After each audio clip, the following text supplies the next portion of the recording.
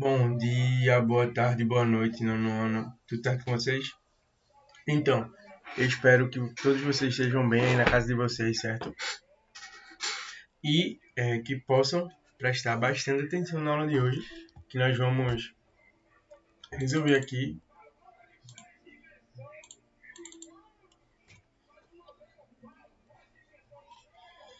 as páginas 44 a 49, certo? 44, 45, 46 nessa aula, 47, 48, 49 na próxima aula, certo? Mas antes, eu gostaria de revisar os conceitos trabalhados até aqui para que vocês possam estar fixando, certo? De uma forma mais adequada. Ó, eu falei o primeiro capítulo sobre estados físicos da matéria e que tudo ao nosso redor é matéria, certo? E que tudo que é matéria ocupa lugar no espaço. E a menor parte da matéria é o quê? O átomo, exatamente, certo? E a matéria pode ser encontrada de diferentes formas. Desde um átomo bem pequenininho, certo? Até mesmo montanhas, tudo isso é matéria, certo? E ela pode estar em três estados físicos, que são os três estados físicos da matéria: sólido, líquido e gasoso, com exceção do chamado quarto estado físico da matéria, que é o plasma, certo? E eu dei para vocês a explicação de por que existem esses três estados físicos. Quem lembra? É porque a variação da matéria existe por conta da organização dos átomos e das diversas possibilidades de combinação. Então, nós temos dois motivos que vão dar a diversidade de materiais que existem na atualidade, certo? A primeira, por conta do como os átomos se organizam, certo? E a segunda, os diversos tipos de átomo, fazendo assim com que exista diversos tipos de combinação, certo? Ó, e nós damos características aos três estados físicos da matéria. Eu dei para vocês características do estado sólido, do estado líquido e do estado gasoso. Quem lembra? Do estado sólido, eu falei para vocês que todo sólido eles vão ser substâncias duras e incomprensíveis, ou seja, que não se comprimem. Falei para vocês que não existe espaços vazios entre os átomos de um sólido. Eles vão ter um arranjo interno muito ordenado, ou seja, bem organizado. Vão ter um sistema interno geometricamente alinhado. As suas moléculas vão ter um baixo grau de movimentação. Ele vai ter um baixo grau de fluxo também. Baixa capacidade de difusão. Apresenta forma sempre definida, volume fixo e forma fixa, certo? Depois eu apresentei para vocês as características do estado líquido. O líquido sempre vai ser gerado ou a partir de uma fusão de um sólido ou a partir da condensação de um gás, certo? Aí no meio termo. As suas moléculas são mais distantes que o sólido e mais próximas que o gás, certo? O líquido sempre vai ter um volume inalterado, entretanto, sua forma vai ser variável. Por quê? A forma de um líquido vai existir a partir da região em que ele está inserido, sendo que seu volume sempre vai ser o mesmo, certo? Agora também eu apresentei para vocês o terceiro tipo de estado físico da matéria, que é o estado gasoso, certo? As moléculas de um gás vão ter sempre grande grau de liberdade. As suas moléculas são dispersas, suas moléculas vão apresentar uma grande movimentação. As moléculas de um gás, geralmente, elas não vão interagir entre si. Um gás pode sofrer tanto compressão, ou seja, ser comprimido, quanto expansão, aumentar e se espalhar pelo local, certo? E o gás possui tanto volume quanto forma variável, certo?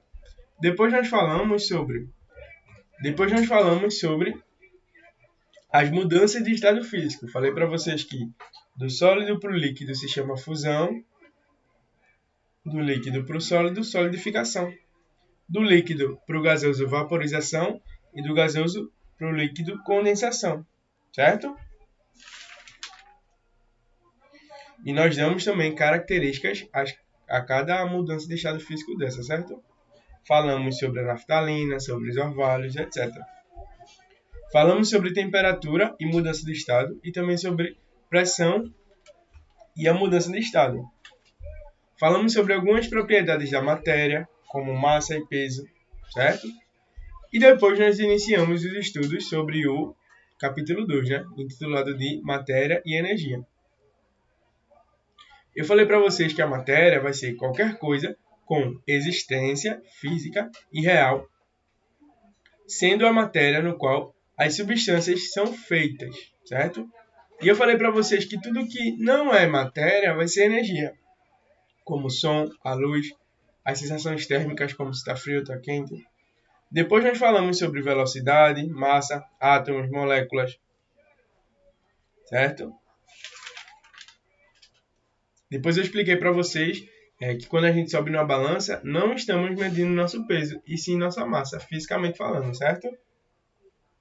Apresentei para vocês o conceito de corpo, que corpo é uma porção limitada da matéria, e objeto são os corpos sendo usados como um utensílio, certo? Expliquei para vocês também a existência de 3 sistemas, sendo o sistema qualquer porção limitada de matéria, podendo ser classificada com a possibilidade de troca de matéria e energia. Então existem 3 formas. Quais são? O sistema aberto, fechado e isolado. Nós vamos ter um sistema aberto quando ele troca com o meio tanto matéria quanto energia.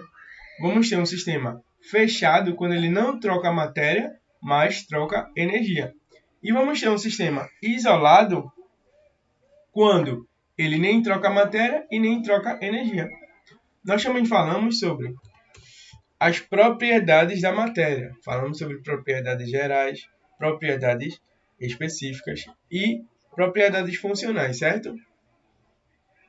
As propriedades específicas são aquelas que vão diferenciar uma matéria de outra. Já as propriedades gerais são aquelas que não vão diferenciar uma matéria de outra. São suas características incomuns a toda matéria, como massa, impenetrabilidade, indestrutibilidade, volume, extensão, divisibilidade, compressibilidade, inércia, elasticidade, descontinuidade, certo? Falamos sobre as propriedades específicas como fusão, solidificação, ebulição, condensação, densidade, dureza, maleabilidade, condutividade, magnetismo, solubilidade, certo? E por último, nós falamos um pouco sobre as propriedades químicas da matéria, que são as propriedades referentes às suas transformações que uma substância pode suportar. E também falei sobre as propriedades organolépticas, que são relativas às sensações que os seres humanos podem ter. Organolépticos é relativo às sensações, como cheiro, sabor, odor, certo? Tudo isso são propriedades organolépticas. Também falei para vocês os tipos de energia. E a energia vai ser a capacidade de um corpo de poder realizar trabalho. Então nós temos a energia cinética, térmica, sonora, luminosa e elétrica, certo? E depois nós começamos a resolver questões do capítulo 1, certo? Na aula de hoje nós vamos resolver questões do capítulo 2, aí da página 44 e 49. Vamos começar? Eu sei que alguns de vocês têm livro, outros não têm livro, mas eu prefiro aqui, até para eu mesmo ver, certo? O livro aqui, aberto, certo? Deixa eu ver só se dá para ver. Deixa eu diminuir aqui minha imagem, certo? E voltar para aqui. E aí, dá para ver bem? Acho que não. Eu sempre boto aqui, como vocês já estão acostumados de ver, os que estão online e os que estão presencial, acredito que estão vendo agora pela primeira vez, mas eu sempre boto aqui o livro, certo? Principalmente na parte de questões, para tanto eu quanto vocês pudermos ver o livro, certo? E ler, acompanhar e etc. Um peso de papel maciço feito de fêmur tem massa igual a massa igual a 79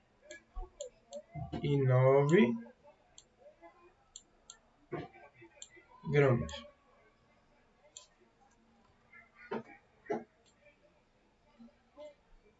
E um volume de 10, então nós temos volume de 10. Deixa eu escrever aqui melhor. Nós vamos ter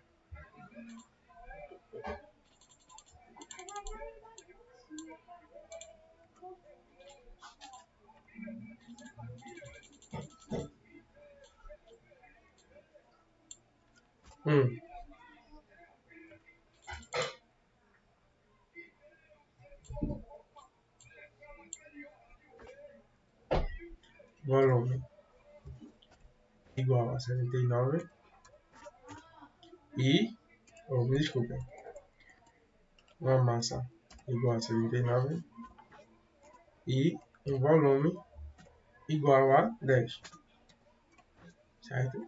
Esses números depois, grama, centímetro, nós vamos ter uma aula sobre unidades de medida, certo? Ó.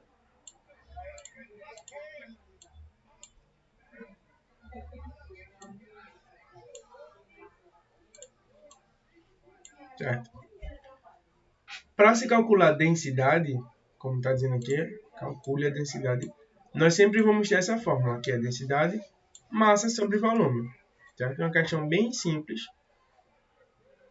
Aqui, sendo a massa 79 gramas e o volume 10 centímetros ao quadrado aqui, quando eu tenho um zero, eu só vou andar o número com a casa, certo? Então a vírgula vem para cá, certo? Ficando 7,9 gramas por centímetro quadrado, certo? Bem fácil essa questão. Agora nós vamos para a segunda questão. Um minerador encontrou uma pepita de ouro pura de massa igual a massa é igual a 502. Pepita é como algumas pessoas da região sul, sudeste, chamam estruturas, certo? Pedras e tal, se chama de pepita. Sabendo que a densidade do ouro, aí ele deu aqui a densidade do ouro, vai ser igual a 19,3, certo? Determine o volume. Então, nós temos que encontrar o volume. Nós sabemos que a fórmula para se encontrar densidade, massa ou volume é densidade igual a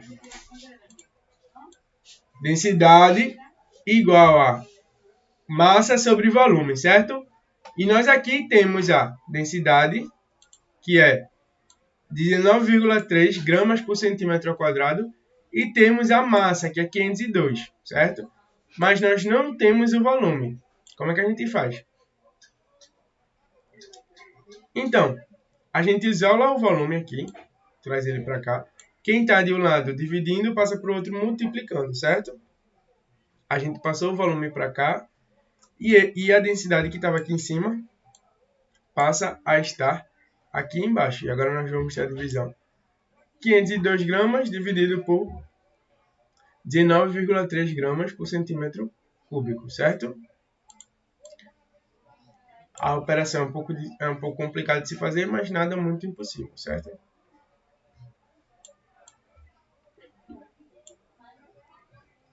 Agora a terceira questão. No estudo da ciência, a composição do universo é dividida em duas entidades, matéria e energia.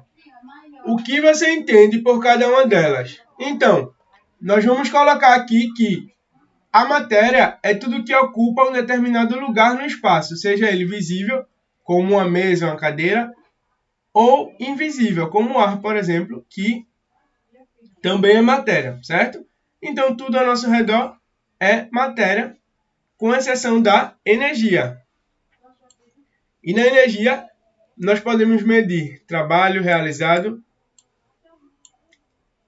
luminosidade, energia elétrica, ou seja, ou as coisas são matéria ou são energia, certo?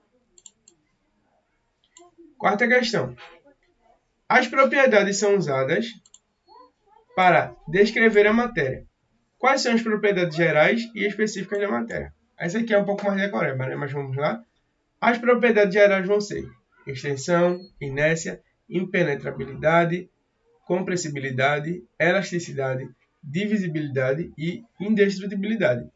Já as propriedades específicas vão ser cor, brilho, ductibilidade, magnetismo, maleabilidade e densidade, certo? Uma questão também bem fácil. Página 45 agora, certo?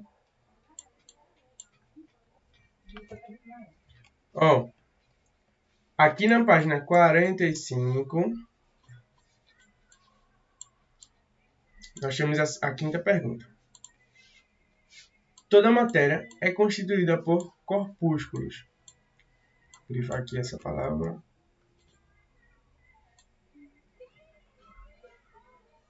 Corpúsculos.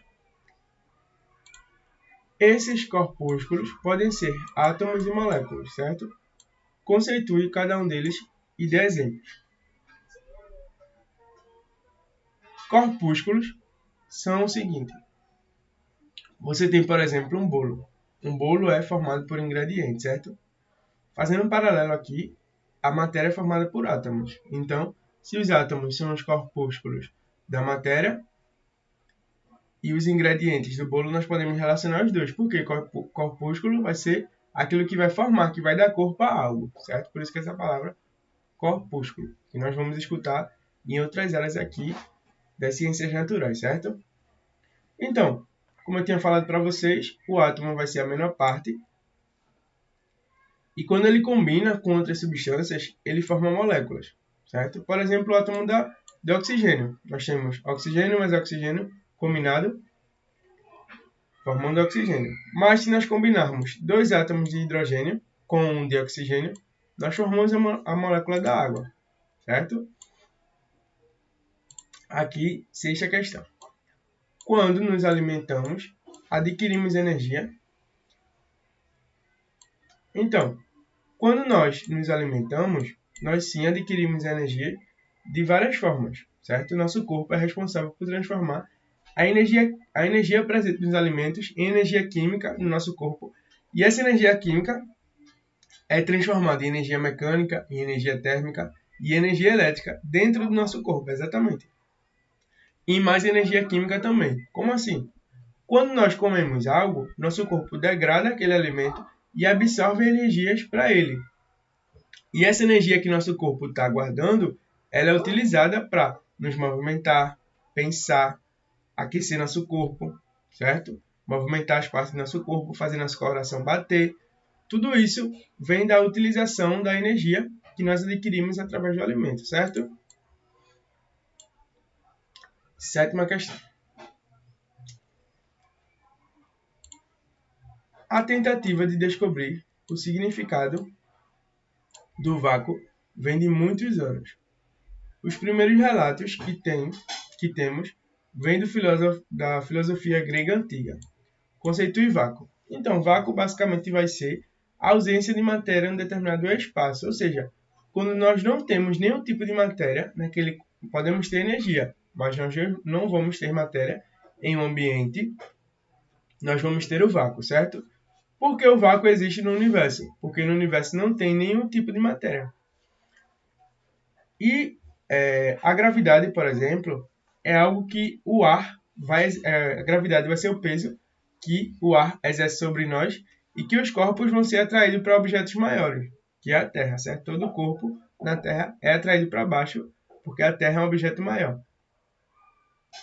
Então, isso faz com que, fora do planeta Terra, distante do planeta Terra, não tenha nenhuma atração. Então você está sem atração e sem força. Por isso que na Lua nós conseguimos andar e pular, porque nós não temos força nenhuma exercida sobre nós. Diferente aqui na Terra, que nós temos a força que nos puxa para baixo, que é a atração gravitacional da Terra, mais o peso do ar. O ar pesa 500 toneladas, né? Se juntar todo o ar do planeta. Bem pesado. Mas nosso corpo já é acostumado ou habituado a lidar com esse peso, mas o ar pesa. Quem aí já estava carregando uma bolsa, uma sacola bem pesada, e aí quando soltou, sentiu o corpo bem leve. Essa é a mesma sensação que os astronautas sentem quando estão pisando na Lua, certo? Quando estão aí fora do planeta, porque eles não têm mais uma força exercendo sobre eles. Oitava questão. Certo?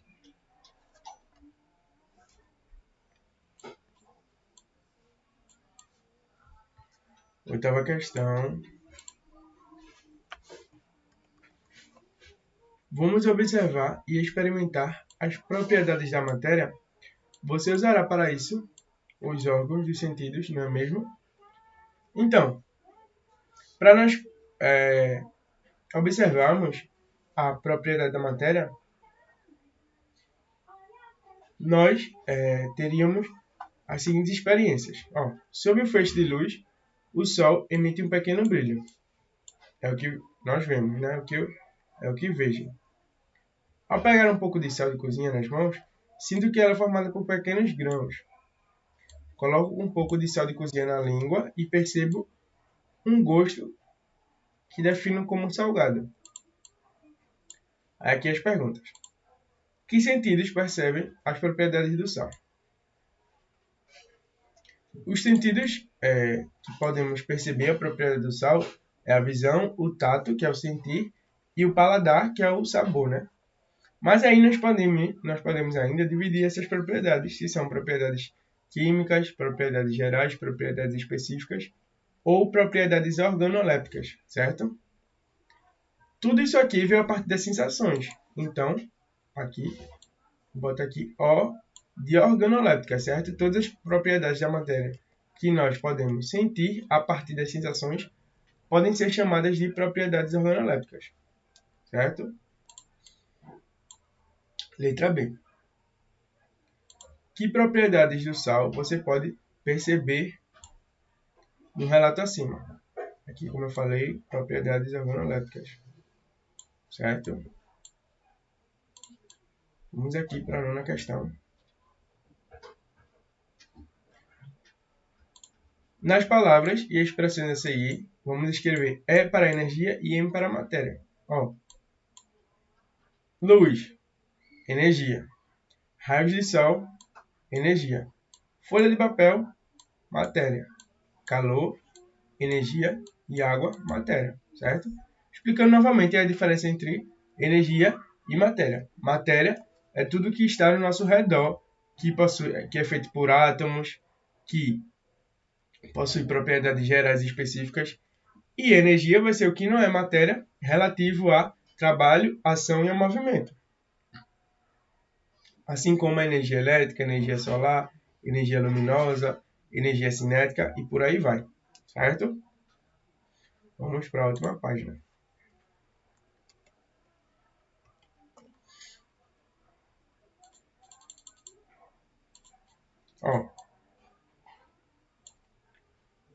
Agora nós estamos na página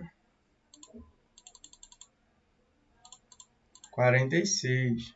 Aí na próxima aula nós vamos ver a 47, a 48 e a 49. Certo? Agora nós estamos na 46.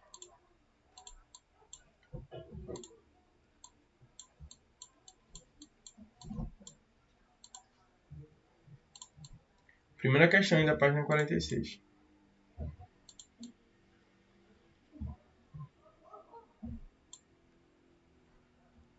Possibilidade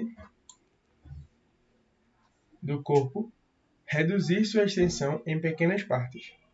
Essa propriedade geral da matéria é divisibilidade. O corpo poder se dividir, se quebrar em pequenas partes. Certo? Bem fácil essa. Os trens de bala desenvolvem uma velocidade altíssima, próxima de 500 km por hora.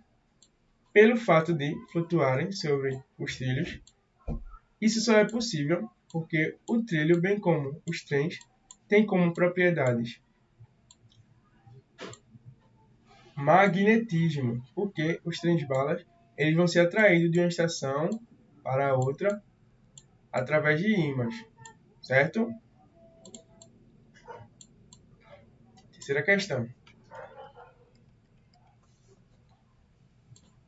Há uma propriedade geral da matéria que é caracterizada pela capacidade do corpo de se manter em repouso ou em movimento, dependendo de certas circunstâncias.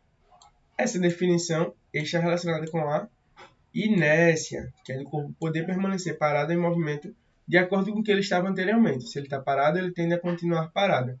Se ele está em movimento, ele tende a continuar em movimento. Certo? Quarta questão.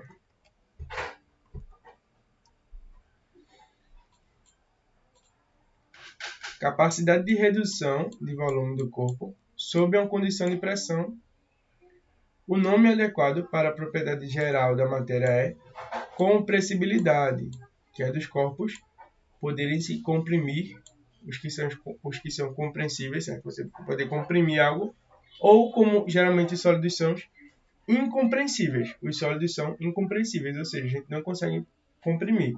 Entretanto, muitos outros materiais são compreensíveis, como os gases, os líquidos, nós podemos sim comprimir. Quinta questão. Alpinistas precisam de bons materiais para elaborar uma escalada com sucesso e segurança. Para isso, esses materiais, como cordas e ganchos, precisam apresentar. Toda a questão aqui tem leveza, certo? Aí nós temos ductibilidade, que é a capacidade de formar fios. Nada a ver.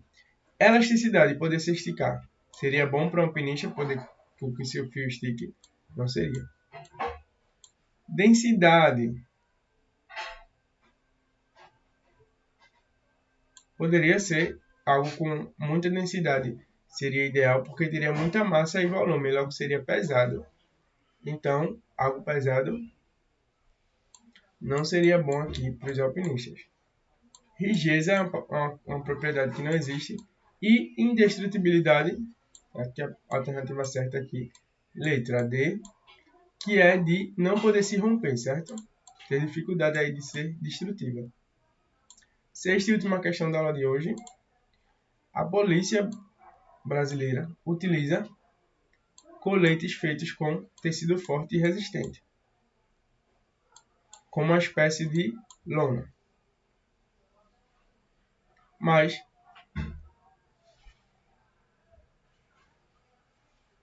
menos rústico, e dentro do tecido há placas de ferro. O ferro escondido no colete